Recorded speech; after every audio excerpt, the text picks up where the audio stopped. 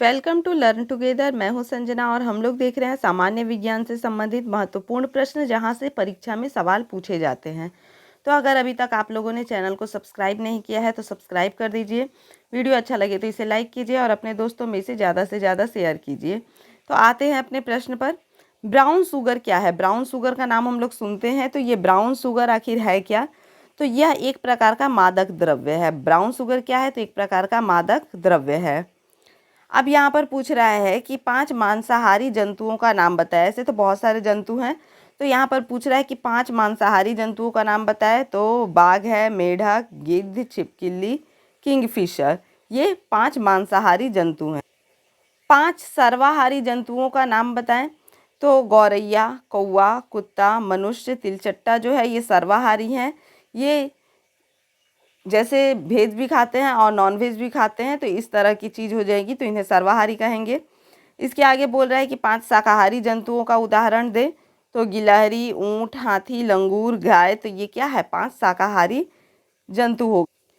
पृथ्वी पर ऊर्जा का मुख्य जो स्रोत है वो कौन है? पृथ्वी पर ऊर्जा का मुख्य स्रोत क्या है? तो पृथ्वी पर ऊर्जा का मुख्य स्रोत सूर्य है। राष्ट्रीय पुष्प का नाम क्या है? तो हमारा राष्ट्रीय पुष्प जो है वो कमल है। 2 अंडा देने वाली स्तनधारी का उदाहरण दीजिए। यानी स्तनधारी का उदाहरण देना है जो कि अंडा देते हो, तो इस प्रकार के 2 स्तनधारियों का एग्जाम्पल देना है। तो इकिडना और प्लेटिप्स। इसके बाद 2 विषैले सांप का उदाहरण देना है। तो गेहुअन और करैत, ये 2 विषैले सांप है। 2 कीट भक्षी पक्षियों का उदाहरण दे। तो गौरैया एवं मैना जो है वो कीट भक्षी पक्षी हैं, यानी कीटों को खाते हैं ये। 3 विषहीन सांप के उदाहरण दें। यानी कि 3 विषहीन सांप का उदाहरण देखना है जिनके पास में विष नहीं होता है। तो अजगर, धामिन और डोगरा, इनके पास में क्या विष नहीं होता है, लेकिन फिर भी ये खतरनाक ही होते हैं। 5 भूमिगत तनों के उदाहरण दें। भूमिगत तना का उदाहरण देना है 5। तो शकरकंद, आलू, प्याज, ओल, लहसुन। जैसे कि एग्जाम में पूछ देता है कि आलू का हम लोग कौन सा पार्ट खाते हैं, तो सिंपल सा बात है कि तना। प्याज का हम लोग कौन सा पार्ट खाते हैं? तो तना खाते हैं। लहसुन का कौन सा पार्ट खाते हैं? तो तना खाते हैं। तो इस तरह से यहाँ से क्वेश्चन बनेंगे। केंद्रीय तंबाकू अनुसंधान केंद्र कहाँ है? तो राजमुंदरी में है। तंबाकू अनुसंधान केंद्र जो है वो राजमुंदरी में है। राष्ट्रीय पक्षी का नाम क्या है? राष्ट्रीय पक्षी कौन है? तो मोर है। राष्ट्रीय पक्षी कौन है? मोर है। मछली किस अंग के सहारे जल में तैरती है? तो मछली जो है अपने पंख, जिसे फिन कहा जाता है, तो फिन के सहारे वो पानी में तैरती है। मछली किस अंग से सांस लेती है? तो गिल या फिर गल्फर हो जाएगा। तो मछली जो है वो गिल से सांस लेती है, जिसे आम भाषा में गल्फर भी कहा जाता है। होम्योपैथी चिकित्सा पद्धति के जनक कौन है? होम्योपैथी चिकित्सा पद्धति के जनक कौन है? तो हैनीमैन है। कौन है? हैनीमैन है। मछली में भोजन का कौन सा अवयव प्रचुर मात्रा में पाया जाता है? तो मछली में प्रोटीन प्रचुर मात्रा में पाया जाता है। मछली के शरीर की बनावट कैसी होती है? तो धारा रेखी या फिर नौकाकार होती है मछली की शरीर की बनावट। हेरोइन क्या है? तो हेरोइन एक मादक द्रव्य है जो शरीर एवं मस्तिष्क के विकृत कर देता है। शरीर एवं मस्तिष्क को क्या कर देता है? विकृत कर देता है। संसार का सबसे तेज दौड़ने वाला प्राणी कौन है? सबसे तेज दौड़ने वाला प्राणी जो है वो चीता है। ध्यान रखिएगा, घोड़ा मत लगा दीजिएगा यहाँ पर। सबसे तेज दौड़ने वाला प्राणी जो है वो चीता है। हाँ, लेकिन ये ज़्यादा समय तक नहीं दौड़ सकता है, और घोड़ा जो है वो ज़्यादा समय तक दौड़ सकता है। रेगिस्तान का जहाज किसे कहते हैं? रेगिस्तान का जहाज जो है वो ऊंट को कहा जाता है। 5 मरुस्थलीय पौधे कौन कौन हैं?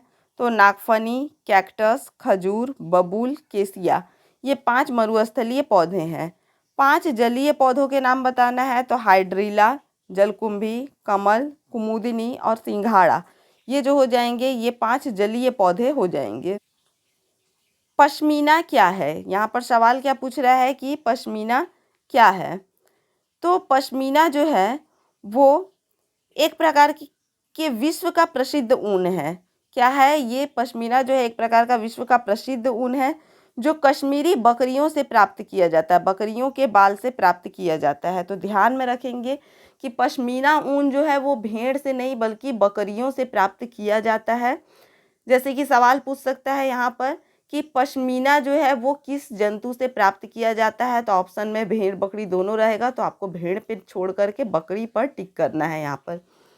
संसार का सबसे सुंदर पक्षी कौन सा है? सबसे सुंदर पक्षी कौन सा है संसार का, और ये कहाँ पाया जाता है? तो संसार का सबसे सुंदर पक्षी लायर बर्ड है। कौन है? लायर बर्ड है, और ये ऑस्ट्रेलिया में पाया जाता है। चीनी मुख्य रूप से किन किन पौधों से बनाई जाती है? चीनी किन किन पौधों से बनाई जाती है? तो चीनी जो है वो गन्ना या फिर चुकंदर से बनाया जाता है। किससे? गन्ना या फिर चुकंदर से बनाया जाता है। सीलिया या फ्लैजेला वाले दो गतिशील पौधे कौन कौन से हैं? तो यहाँ पर हमारा जवाब हो जाएगा क्लेमाइडोमोनास और वॉलवॉक्स। दो सामाजिक कीटों का नाम बताइए। सामाजिक कीटे जो कहीं पर भी प्राप्त हो जाएंगे, तो ये चींटी है और मधुमक्खी है, जो कि हमारे समाज में हमारे साथ साथ रहती हैं। एक ही जगह स्थिर रहने वाले पक्षी कौन है? कौन सा पक्षी है जो एक ही जगह पर स्थिर रहता है? तो वो पेंगुइन है। पेंगुइन एक पक्षी है जो कि एक ही जगह पर स्थित रहता है। प्राकृतिक मोती किससे प्राप्त होता है? तो प्राकृतिक मोती जो है वो सीप से प्राप्त होता है। सीप को ओयस्टर भी कहा जाता है, तो ये सीप में मोती होता है, सीप से प्राप्त होता है। मधुमक्खी पालन से क्या लाभ है? तो मधुमक्खी से शहद तथा मोम की प्राप्ति होती है। किसकी? तो शहद और मोम की प्राप्ति होती है मधुमक्खी से। कुनैन की दवा किस पौधे से मिलती है? तो कुनैन की दवा सिनकोना की छाल से मिलती है। अतिसार के उपचार में किस पौधे का बीज प्रयोग होता है? तो अतिसार के उपचार के लिए इस बलोग जो पौधा होता है उसके बीज का उपयोग किया जाता है। सजावटी पौधे कौन कौन से हैं? कौन कौन से पौधे जो है वो सजावटी होते हैं? तो क्रोटोन, मनी प्लांट, आर्किड और कैक्टस के जो पौधे होते हैं ये सजावटी पौधे हैं। डायनासोर किस वर्ग का प्राणी था? तो डायनासोर सरीसृप वर्ग का प्राणी था। किस वर्ग का? तो सरीसृप वर्ग का प्राणी था। खेतों में कभी कभी पतली परती छोड़ दिया जाता है, क्यों? यानी परती का मतलब है कि उसमें खेती नहीं करना, तो खेतों में कभी कभी इसे परती छोड़ दिया जाता है। ऐसा क्यों किया जाता है? तो खेतों को परती छोड़ने की आवश्यकता पोषक तत्वों की पुनः पूर्ति हो जाती है। यानी कि फसल उगाने से उसके जो पोषक तत्व की क्षति होती है, उन पोषक तत्वों की पूर्ति हो जाती है उसे परती छोड़ देने पर। सर्दी जुकाम से बचने के लिए किस विटामिन का अधिक उपयोग करना चाहिए? तो सर्दी जुकाम से बचने के लिए विटामिन सी का अधिक उपयोग करना चाहिए। मधुमेह, जिसे हम डायबिटीज भी कहते हैं, रोग से पीड़ित व्यक्ति को किसका प्रयोग नहीं करना चाहिए? तो जो डायबिटीज से पीड़ित मरीज जो होता है, जिसे मधुमेह मरीज भी कहा जाता है, तो इन्हें शर्करा एवं शर्करा जैसे खाद्य पदार्थों का उपयोग नहीं करना चाहिए। यानी मीठा चीज़ों से दूर रहना चाहिए। ऐसे दो जंतु के नाम बताओ जो एक स्थान पर पादप के समान स्थिर होते हैं। तो कोरल तथा स्पंज जो हैं ये एक स्थान पर पादप के समान स्थिर रहते हैं। किसी ऐसे जंतु का नाम बताओ जिसमें नए अंग बन जाते हैं, तो वो छिपकली है। छिपकली का हम लोग देखते हैं कि अधिकतर इसकी पूंछ जो है वो कट जाती है, लेकिन फिर उसके बाद उसकी पूंछ निकल आती है। तो इस प्रकार से ऐसी जंतु का नाम बताना है जिसमें नए अंग निकल आते हैं, नए अंग बन जाते हैं, तो वो छिपकली है। क्या पेड़ पौधों में गति होती है? सवाल है, पेड़ पौधों में गति होती है? तो नहीं, पेड़ पौधों में मोशन नहीं होता है, गति नहीं होती है। क्या जंतुओं में वृद्धि एक निश्चित सीमा तक होती है या फिर हमेशा होती है? तो नहीं, जंतुओं में जो वृद्धि है वो एक निश्चित समय तक होती है। तो हाँ, जंतुओं में वृद्धि एक निश्चित समय तक ही होती है, कुछ समय बाद इसकी वृद्धि रुक जाया करती है। किसी ऐसे पौधे का नाम बताओ जिसका पुष्प ताप बढ़ने पर खिलता है। तो क्या हो जाएगा? सूरजमुखी है। सूरजमुखी का पुष्प जो है ये ताप बढ़ने पर खिलता है। दाब द्वारा वर्धी प्रजनन करने वाले पौधों का नाम बताओ। तो दाब द्वारा वर्धी प्रजनन करने वाले पौधों का नाम जो है वो नींबू है और अंगूर है। याक का शरीर लंबे लंबे बालों से क्यों ढका रहता है? याक एक पशु है तो याक का शरीर लंबे लंबे बालों से क्यों ढका रहता है? तो याक जो है ये ठंडे प्रदेशों में पाया जाता है। इसका शरीर लंबे लंबे बालों से इसलिए ढका रहता है ताकि ठंड से उसकी रक्षा हो सके। ठंडे प्रदेशों में पाए जाने के कारण याक के शरीर पर लंबे लंबे बाल होते हैं जिससे ठंड से उसकी रक्षा हो सके। ऊंट जो है वो बालू पर तेजी से कैसे चल लेता है? कैसे? नॉर्मली हम लोग बालू पर तेजी से नहीं चल सकते हैं, लेकिन ऊंट बालू पर तेजी से कैसे चल लेता है? तो ऊंट के खुर चौड़े तथा गद्देदार होते हैं, इस कारण उसके पैर बालू में नहीं धंसते और तेजी से चलने लगते हैं। चौड़े और गद्देदार पैर होने के कारण उसका जो पैर है वो बालू में धंसता नहीं है और उसे चलने में आसानी होती है, इसी कारण से वह तेजी से चल लेता है। नागफनी किस अंग में भोजन बनाता है? नागफनी जो होता है वो किस अंग में भोजन बनाता है? नॉर्मली जो होते हैं वो पत्तों के द्वारा प्रकाश संश्लेषण करते हैं, नॉर्मली पौधे। तो नागफनी जो है वो किसके द्वारा अपना भोजन बनाता है? तो नागफनी का तना काफ़ी मांसल होता है, इसी अंग में भोजन बनता है। तो नागफनी का जो भोजन होता है वो उसके तने में बनता है। शाकाहारी पशु पौधों को किस प्रकार अपना भोजन प्राप्त करते हैं? तो शाकाहारी पशु अपना भोजन पेड़ पौधों से घास, साग सब्जी इत्यादि के रूप में प्राप्त करते हैं। तो इस प्रकार से शाकाहारी जो पशु होते हैं वो पेड़ पौधों से अपना भोजन प्राप्त करते हैं। मेढक को उभयचर क्यों कहते हैं? तो मेढक जो होता है वो जल और भूमि दोनों जगह में रह सकता है, अतः इसी कारण से इसे उभयचर कहा जाता है। बीज के अंकुरण से क्या समझते हैं?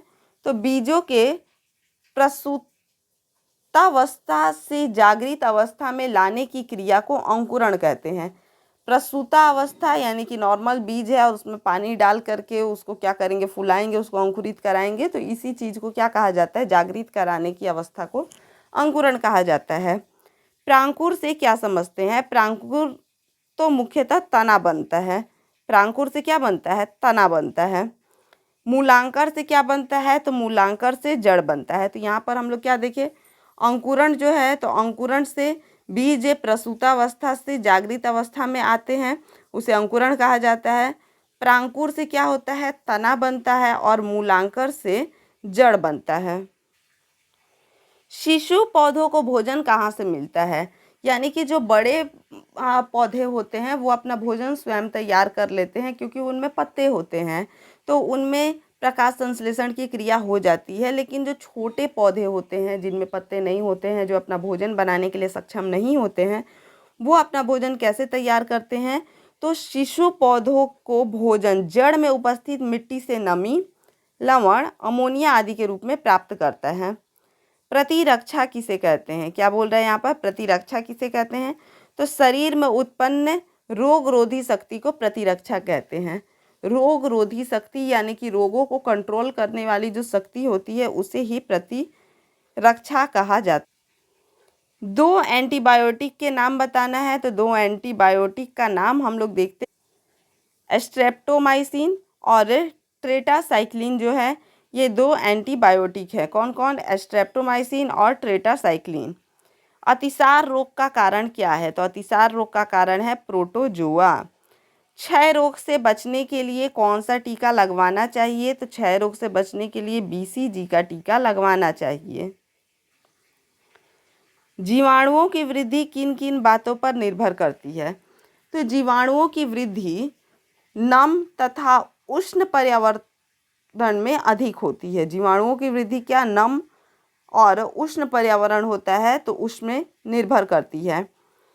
खेती की 2 मुख्य ऋतुएं कौन सी है? तो खरीफ एवं रबी जो है ये इसकी 2 प्रमुख ऋतुएं हैं। थ्रेसर से क्या कार्य लिया जाता है? तो अनाज के दाने को भूसी से अलग करना थ्रेसर का मुख्य कार्य है। 2 पीड़कनाशी रसायनों के नाम लिखें। तो मेलाथियान और BSC जो है ये पीड़कनाशी रसायन है। बीज बोने से पहले किसान खेतों की जुताई क्यों करवाता है? खेत की जुताई करने से मिट्टी हल्की यानी कि पोली होती है, जिससे बीज से निकलने वाले नवोद्भिद पौधों की जड़ को फैलने में सुविधा प्राप्त होती है। तो इसी कारण से बीज बोने से पहले किसान जो है वो खेत की जुताई। फसल किसे कहते हैं? तो कुछ पौधे जिनका उपयोग बड़े पैमाने पर होता है, कुछ पौधे जिनका प्रयोग बड़े पैमाने पर होता है और उन्हें बड़े बड़े खेतों में उगाया जाता है एक साथ, तो उसे ही फसल कहा जाता है। खनिज और विटामिन कहाँ से प्राप्त होता है? तो फल और सब्जियों से खनिज और विटामिन प्राप्त होता है।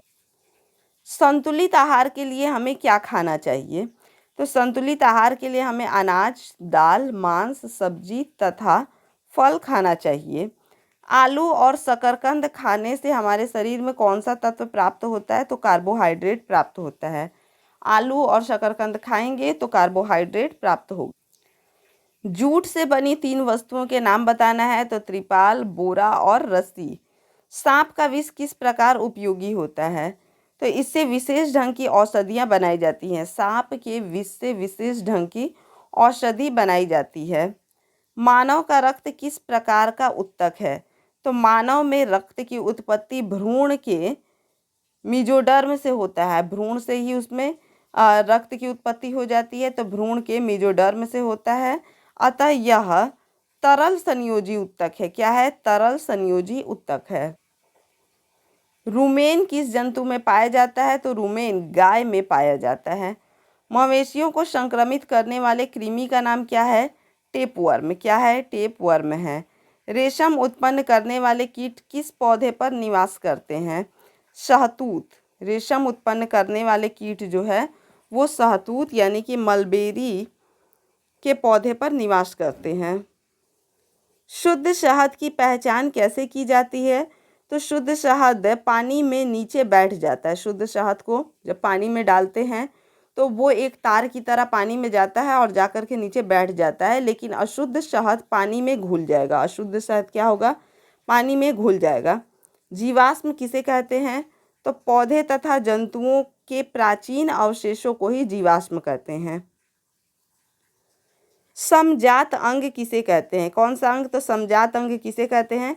जिन अंगों की आधारभूत संरचना समान हो उसे समजात अंग कहते हैं। आधारभूत संरचना अगर अंगों की समान हो तो उसे समजात अंग कहा जाएगा। क्या कारण है कि मछली जल से बाहर जीवित नहीं रह सकती है? क्योंकि जल से बाहर मछली सांस नहीं ले पाती है। मछली गिल से सांस लेती है और वो जल के बाहर सांस नहीं ले पाती है, तो इसी कारण वो जल से बाहर जीवित नहीं रह पाती है। जैव विकासवाद सिद्धांत पर आधारित है। तो जैव विकासवाद किस सिद्धांत पर आधारित है का जवाब हो जाएगा ये डार्विन के सिद्धांतों पर आधारित है। किस पे? तो डार्विन के सिद्धांतों पर आधारित है। जीवाश्म विज्ञान का अध्ययन क्षेत्र क्या है? चट्टान तथा पृथ्वी के विभिन्न भाग। जीवाश्म विज्ञान का अध्ययन क्षेत्र जो है वो चट्टान तथा पृथ्वी के विभिन्न भाग हैं। मनुष्यों में पाए जाने वाले किसी अवशेषी अंग का नाम बताते हुए उससे उत्पन्न समस्या का विवरण दे। तो मनुष्य की बड़ी आंत के सीकम से जुड़ी अपेंडिक्स एंड अवशेषी अंग है, जिसके संक्रमित होने पर अपेंडिसाइटिस नामक रोग हो जाता है। इसी प्रकार से हमारे और भी वीडियो देखने के लिए हमारे चैनल के साथ में बने रहें। वीडियो अगर अच्छा लगा हो तो इसे लाइक कीजिए, शेयर कीजिए और चैनल को सब्सक्राइब कीजिए। धन्यवाद।